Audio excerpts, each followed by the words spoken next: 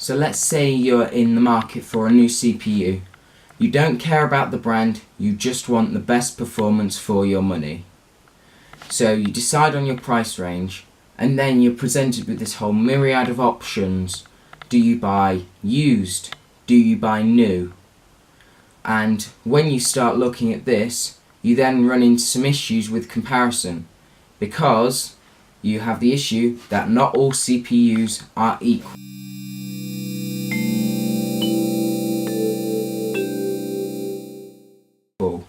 So here I have two CPUs, an AMD and an Intel. These are both from the same era. This is an i5 760 and this is an A6 3600.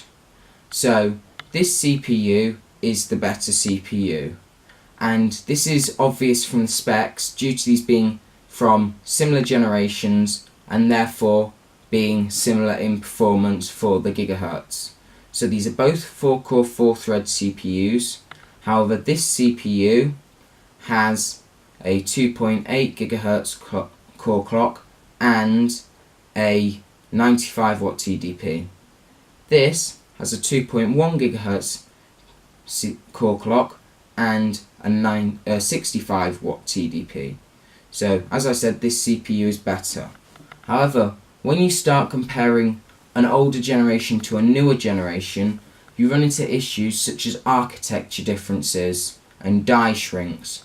So say I compare this CPU here, so the i5 760, to a more modern Intel i5 7500. 7500 is obviously a far newer CPU. It's only a couple of generations old now, so therefore it has had several die shrinks along the way from Intel and several different architectures and improvements. So even if this CPU has a lower core clock and the same core and thread count, it can perform better due to the fact that it is a newer CPU and benefits from this. So this is where you need to actually get smart with your shopping. You need to look at things such as benchmarks. So I personally use CPU.userbenchmark because unlike say a reviewer such as LTT, they don't just run it 3 times and you can compare it with their different videos. They have over 1,000 results for most CPUs because they don't just benchmark it themselves.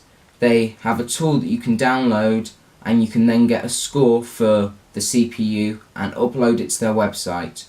So when you do this, you obviously help your fellow PC builders compare CPUs to help them get the best bang for their buck.